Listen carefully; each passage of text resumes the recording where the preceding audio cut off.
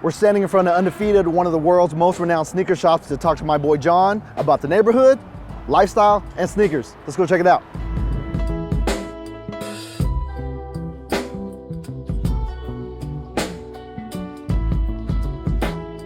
All right, we're at Undefeated. I'm sitting here with my boy John. We're gonna talk everything sneaker, culture, real estate in the world of Phoenix. So, John, let's just jump into it, right? Let's do it. Yeah. Let's go. So, Undefeated, it's a world-known brand. You got shops in LA, you got shops in Japan, you got shops in China, New York City. Yeah. We also have a shop here in Phoenix. So how have you guys been able to ingratiate yourselves with the city? So for me personally, I know I've been around the culture for a while since I've been in Phoenix. The store's been here. This is gonna be going on the 8th year. I've been around kind of since the beginning. Yeah. I wasn't working here. I've been here for the last few years, but honestly, it's been great to see it grow.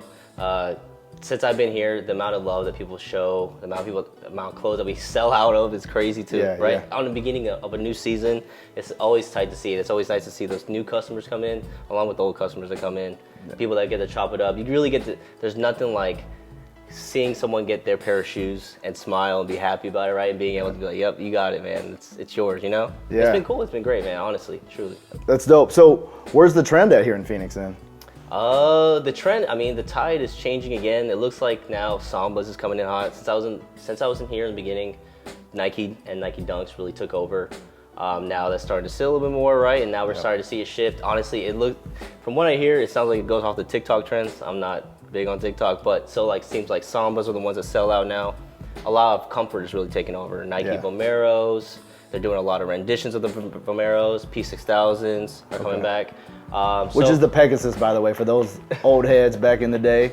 It was the Pegasus. Yeah. So exactly. This generation's finding their new landmark, right? And it started with the Panda, the Nike Dunk Low Panda, but now it seems like it's starting to transition, and it's starting to get even more into New Balance. The trend's waving again. Yeah. My dad's telling me the same shit. Like, I see his old 1906s, and I'm like, not his 1906s, his 997s, and I'm like, he just sees it all again. He's like, I can't believe these are popular, right? Like, it's just what happens. Dad's on point. Exactly. Yeah, absolutely. Yeah. But he's been wearing the same stuff for what, 30 years? Yeah. Oh yeah.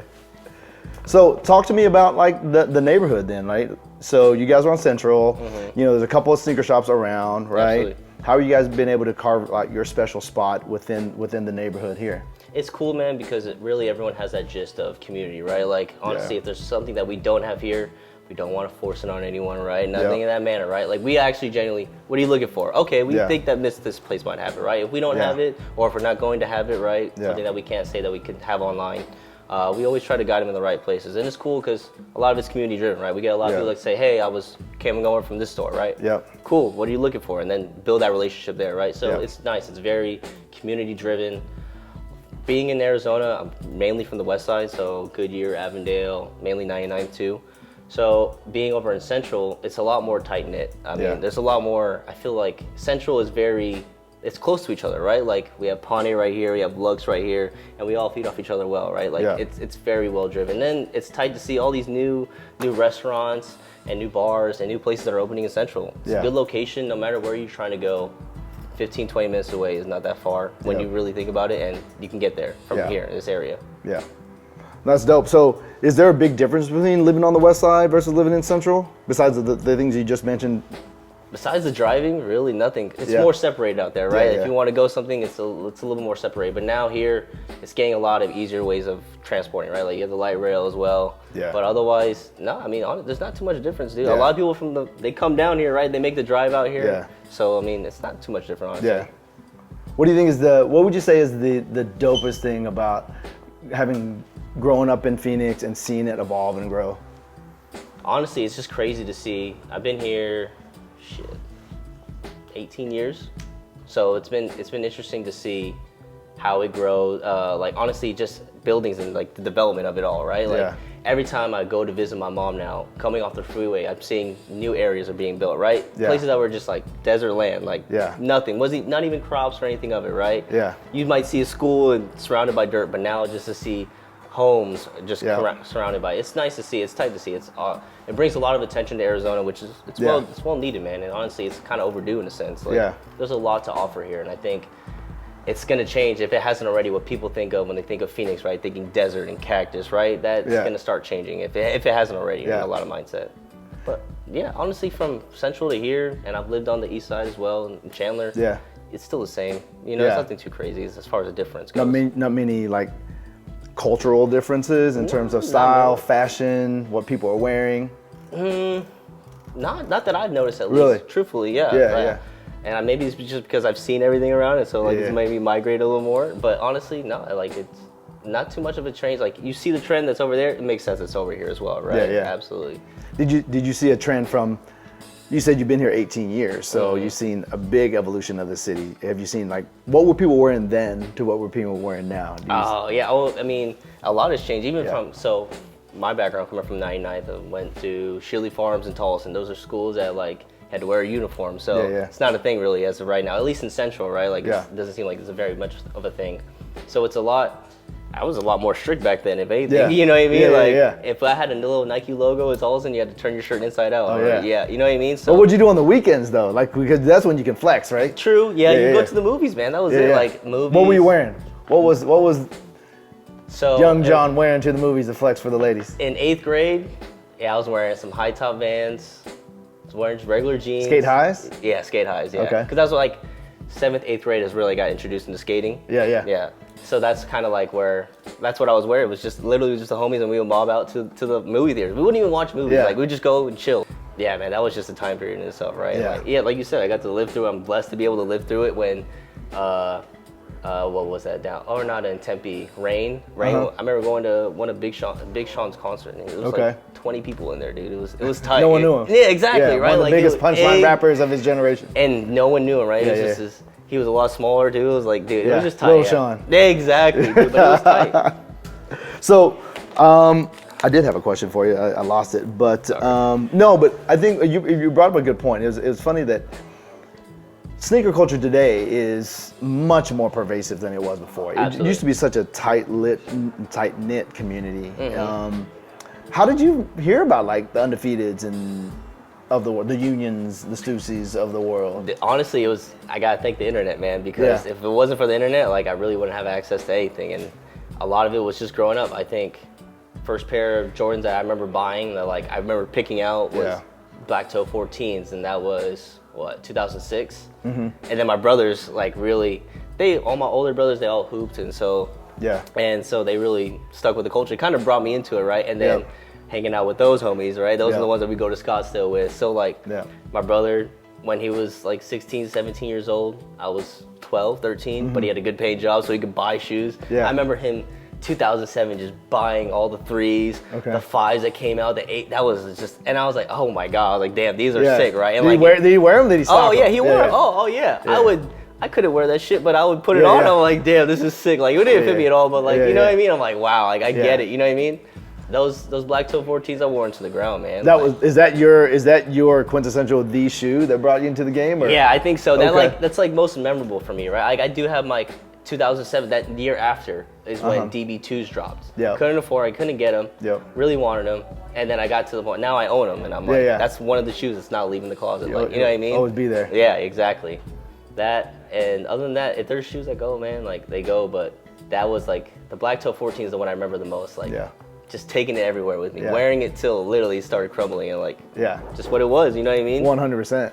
I think that's part of the beauty of the culture, and that's why I've been drawn to it for so many years. Is that it's the funny thing is it's evolved into something completely different now. I think it's definitely much more commercial. Absolutely. I think it's definitely much more pervasive, and it's much broader. But in its initial inception, it was just. It enabled so much expression. I mean, that was a time when people bought what they liked. Exactly, right? That's where like it really, exactly. Right?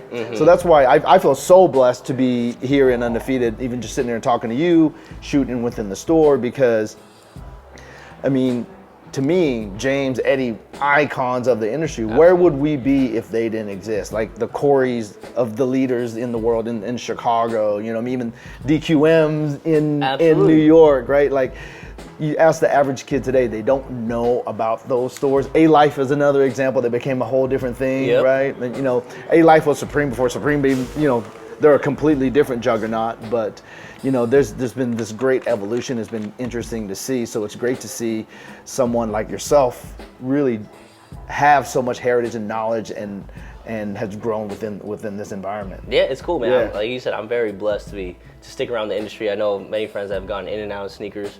I myself, definitely didn't always stay in this industry. I've definitely veered out of it as well, right? But this is one that always came back. Yeah. Oh. Whoa. Siri, trying to help me out.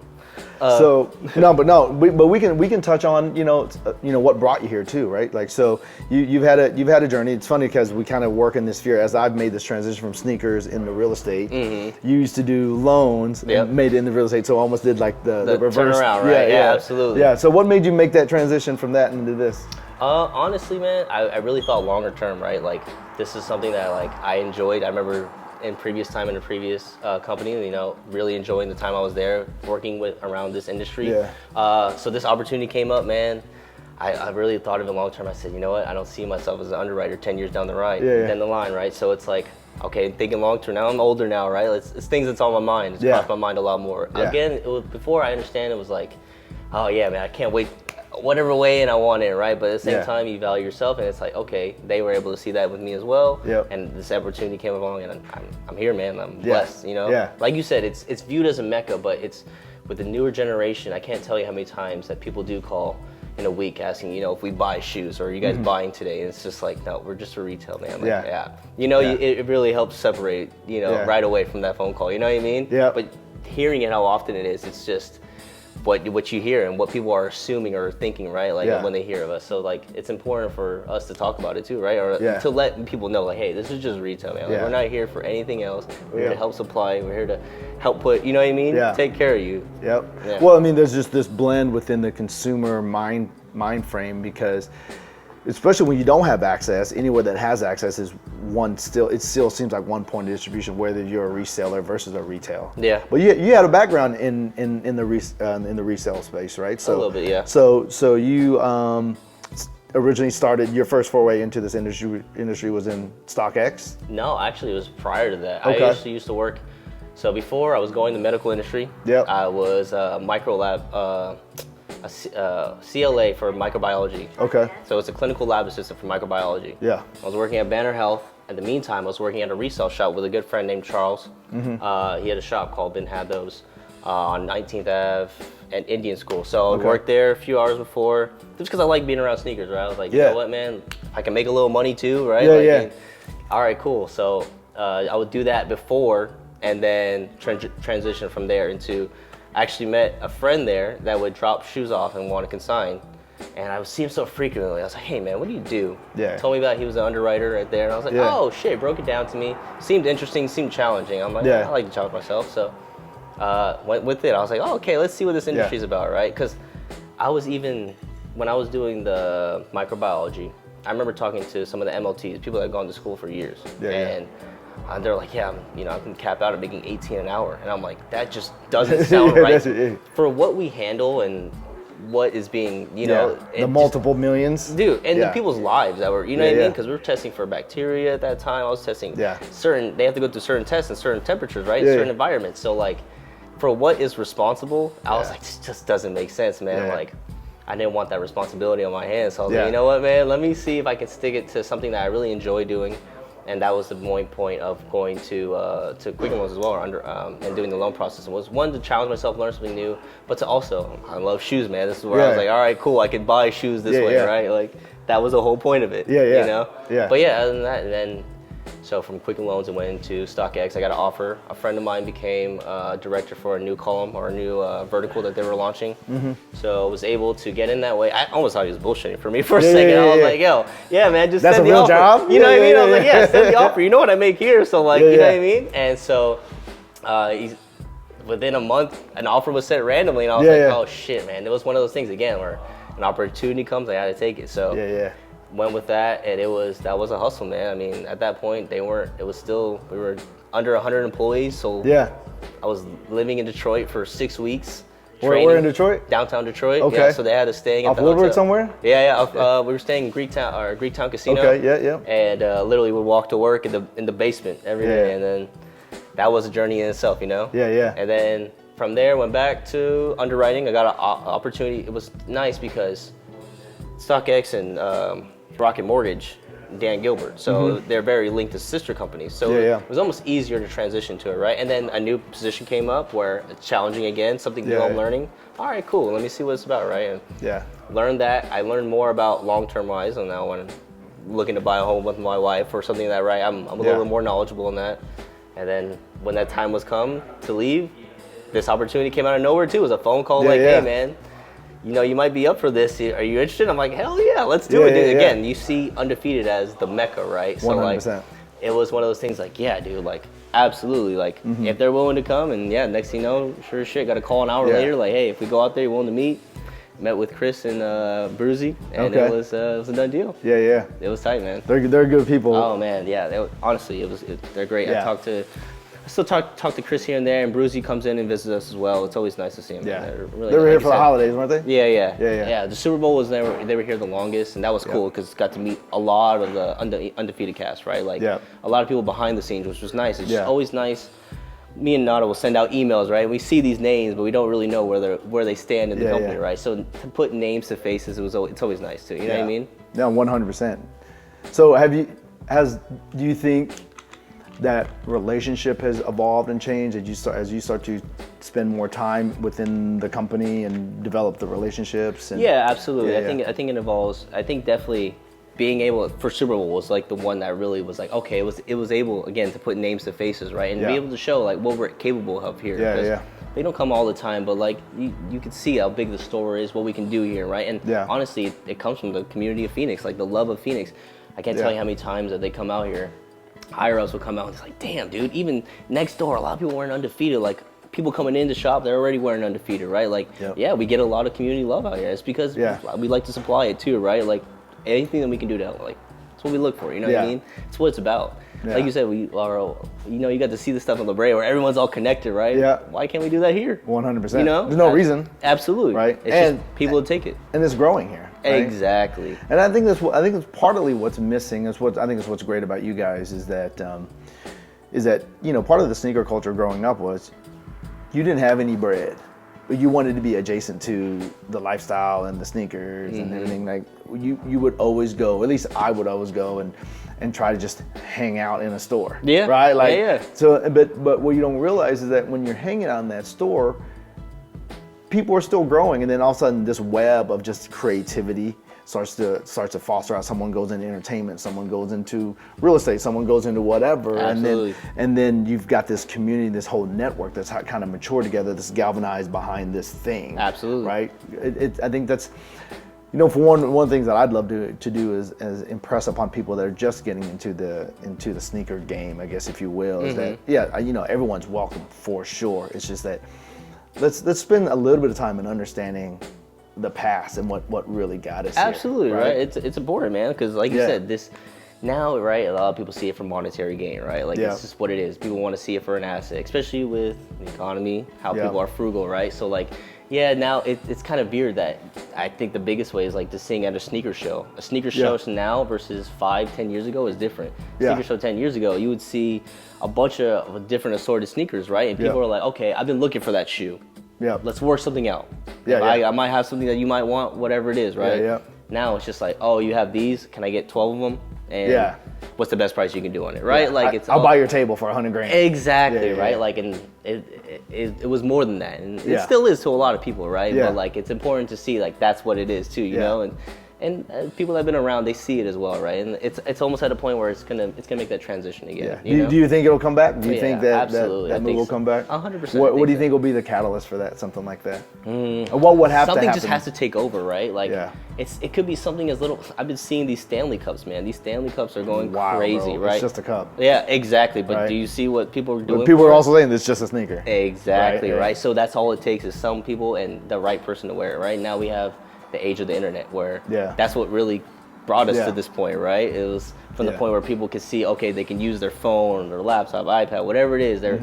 They can go to a school library and sell a pair of shoes, right? And they're like, okay, I can do this, right? It's doable.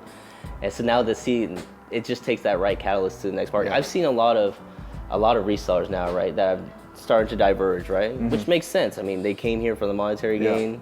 they're going to chase the money, right? But Yep. the ones that are here, this is a good time to buy shoes, right? In a sense, it's like a lot of shoes are going on sale. Even if there's shoes that you weren't looking for, that you've been wanting for, now's the time to actually look for it, because it's like you can find a good price for it, right? And that's the whole point of it. And I think it's gonna come back around, absolutely. Yeah, it's like buy low, sell high, right? 100%, right? And but I think I want to touch on a little bit of the authenticity of Undefeated as well, right? Because I think if you grew up in the 80s or even the early 90s, there was this huge push on sport, right? And sports, the athletes were the icons.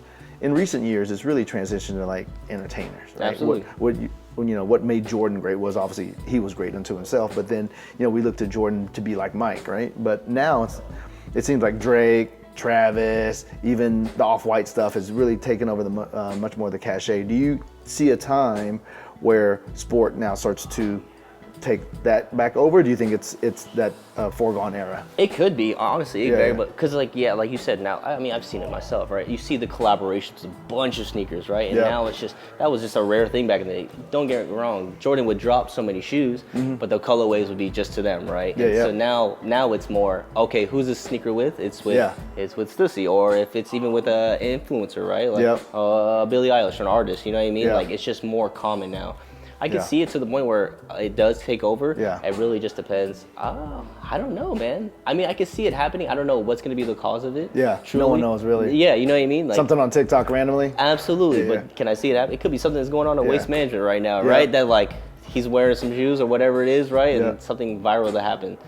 But I can see it absolutely going to the point where sneakers goes back to the sports, right? And I can see it. I don't see why not at all, you know? Yeah, and what I like about it, what I like about you guys is that you guys stay rooted in sport. No matter what evolves and how the market shifts, you guys are malleable and will shift with it. But you guys are rooted in sport. Absolutely. And rooted in culture. That's obviously where the logo comes from, right? So I think you guys invested in the Birmingham City. I think you guys did a couple years ago, did an Indy car in the orange and black tiger camo. Absolutely. Like that's what I think is really special about an Undefeated, and it's why it's a necessary brand to have in that marketplace. Absolutely. Because while there's a lot of clout chasing, there's a lot of evolution into that space.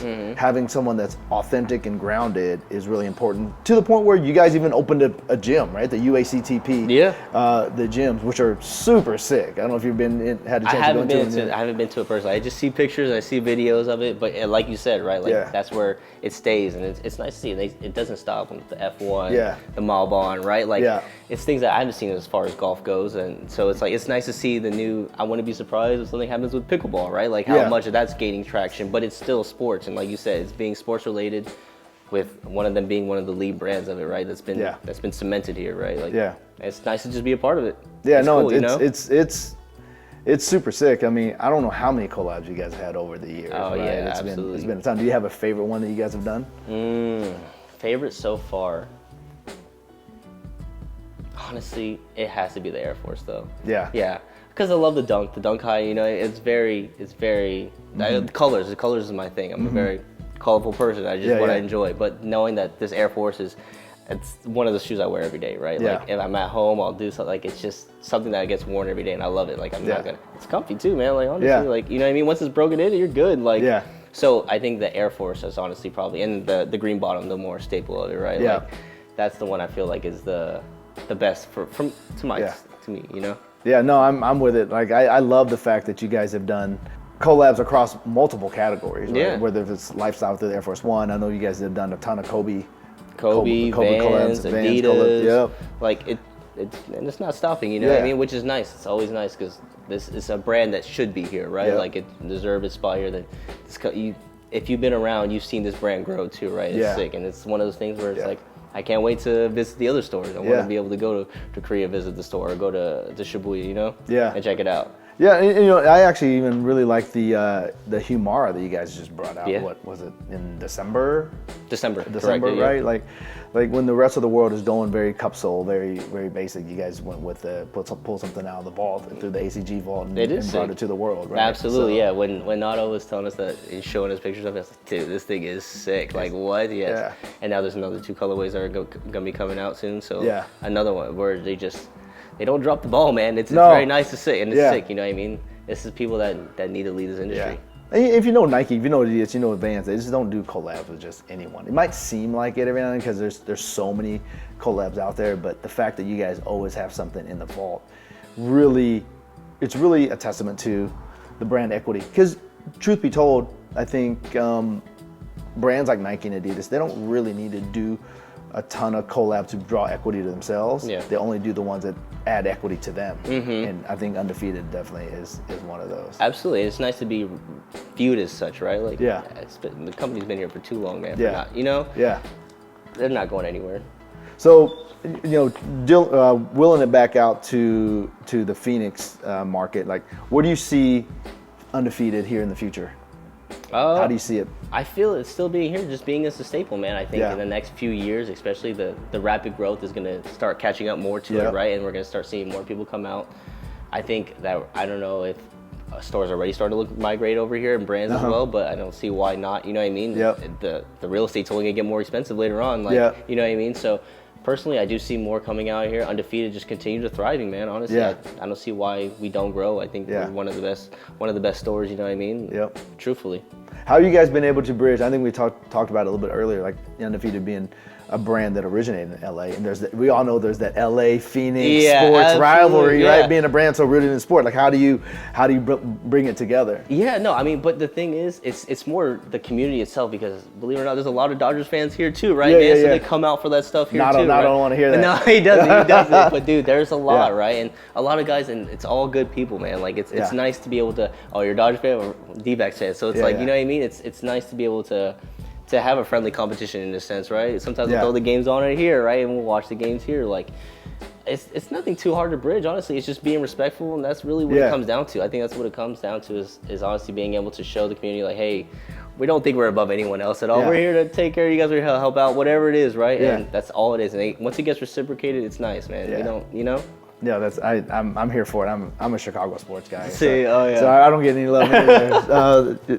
We're not doing much of anything right now, but we're trending up. What we like to say. There's always next year, but I feel like I've always heard that for Suns and everything too, man. 100%. Yeah. Well, that's sports, right? There's only a few teams. If it's not a good year, really it's a building year, right? 100%. That's all it is. Yeah. So we talked a lot about Undefeated. We talked a little bit about the neighborhoods. Let's talk a little bit about yourself. Like we talked about, where we've been in the past with Undefeated and where in the market and where it's going. What about yourself? What do you got going on for yourself? Honestly, well, I'm recently married. Me and my wife got married in November. Congratulations. Where did you propose? Proposing in France. He's making everybody look bad. Everybody look bad. Hey, dude. Hey. When you go out, you can go all out, hey, right? Man, it's storytelling. Is what we're talking about, right? Absolutely, right? That's stories you can tell your kids. Oh man, that was because that was a nightmare in itself. Not a nightmare, but it was a nightmare with a photographer because I wanted to capture the moment, right? That's like a big thing for me and my girl. Like we just want to capture. How long are you guys together?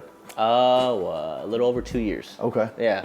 So you knew? It feels comfortable right away. You know what I mean? Yeah. Being in our relationships too, so it's like I was at an older age, and I was like, you know what, this does feel right. Like, and you got to go with it, man. Absolutely, 100%. You can't think too much into it. You know, but another opportunity came knocking. Yeah, exactly. Right? Yeah. So, but dude, that engagement was a nightmare because I remember getting set up with the photographer. We were doing a little Euro trip because you've never been. Okay. I was thankfully been out for previous companies, like they sent me out to Europe before, so I was like, okay, I get to show you around a bit, meet up some of the homies, kind of look like the man, right? It's like, I was like, dang, like, why does he know people over here, right? But so I got to show her Europe a little bit, and then we took the Eurostar. Okay. So we took that into France, and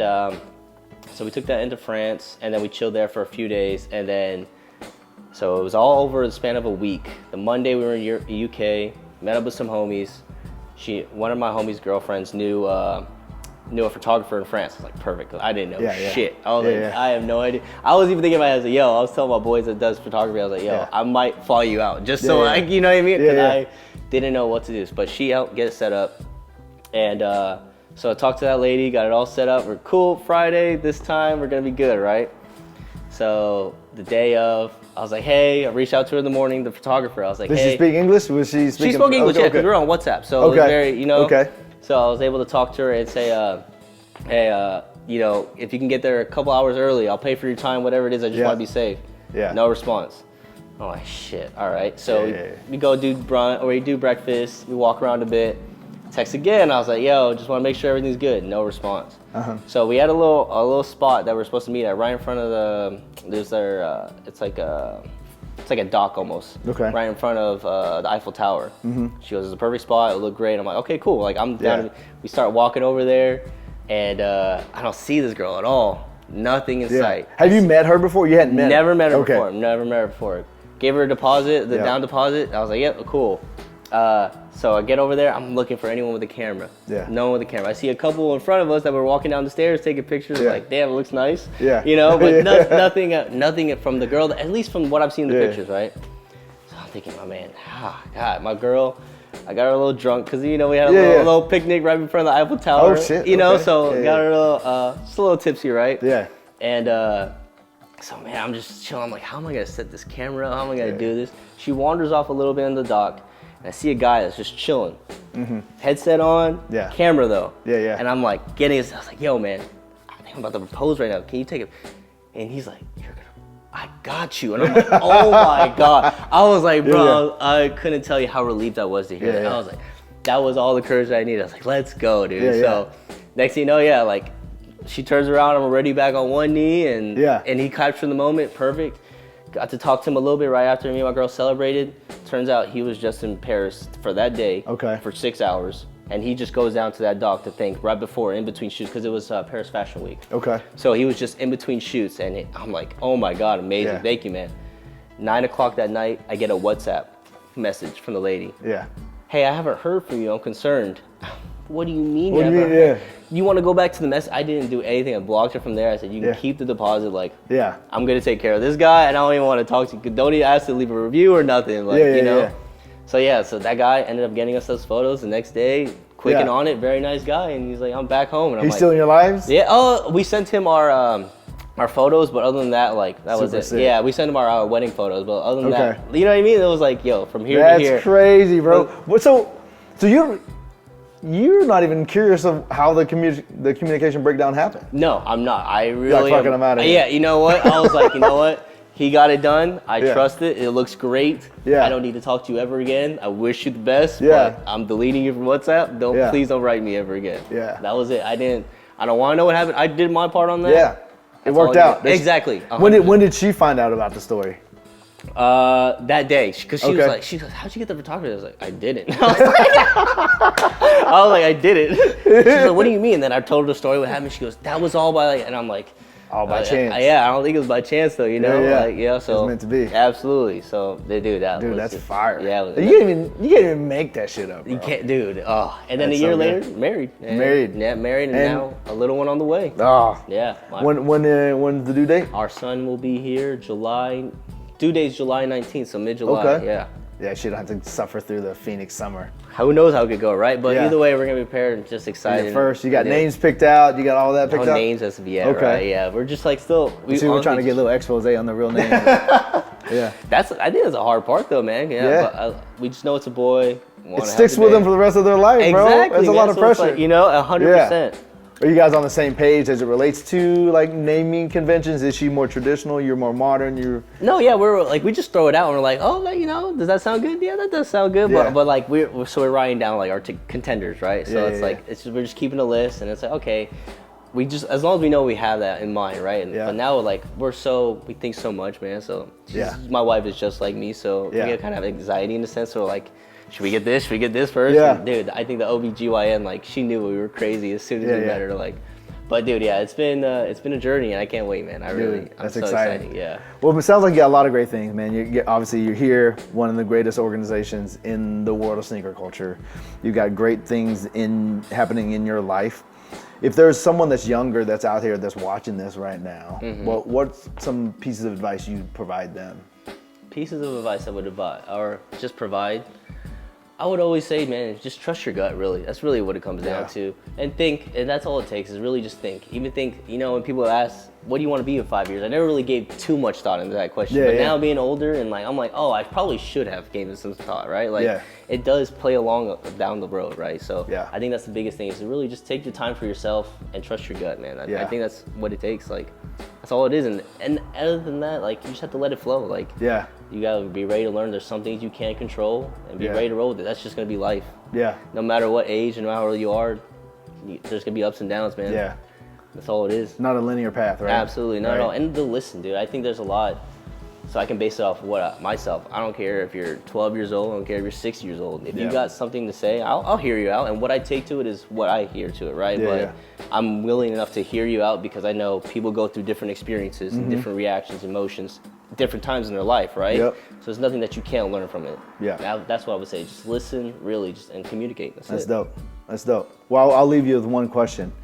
And I throw this out at parties every now and again, but as I do more of these videos, I think it's what I'm going to end up asking everyone is that if you had the choice of knowing one thing in your future or being able to go back and fix one thing in your path, which would you choose, and what would it be, and what would you want it to be?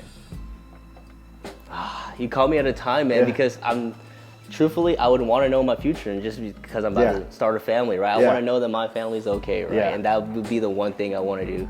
That I would just want to know is that my family's okay and we're okay. That would be the one thing I want to know. If it was just for a personal, I just want to know, man. I'm a hobbyist, so I like saltwater tanks and fish. Okay. I want to know how big of a fish tank I want to have too. You know what I mean? I want to be able to have a home that's like a big wall, dude. I want to swim with my fish one day. Yeah. God will. You know what I mean? Like that's all, dude. That would be so sick. I didn't know that about you, bro. Yeah, man. I'm a big. I just recently had to get rid of my saltwater tank because I'm getting ready for my son. But dude, I loved it, and that was such a journey in itself. And I can't wait to be able to do that with my future family. Like, you know what I mean? That's sick. Yeah, it's so sick. Well, bro, I appreciate you, man. Always, Thank you, man. always. You guys always show love, and I definitely want to make sure that anyone that's watching here shows them some love. Stop in Undefeated on Central Avenue. They're the homies. They're the community. They're the future. So definitely come talk to John, not on the crew. Man. We'll take care of you no matter what, man. If we don't, we'll guide you in the right direction somehow. All right. Peace. Thank you, guys.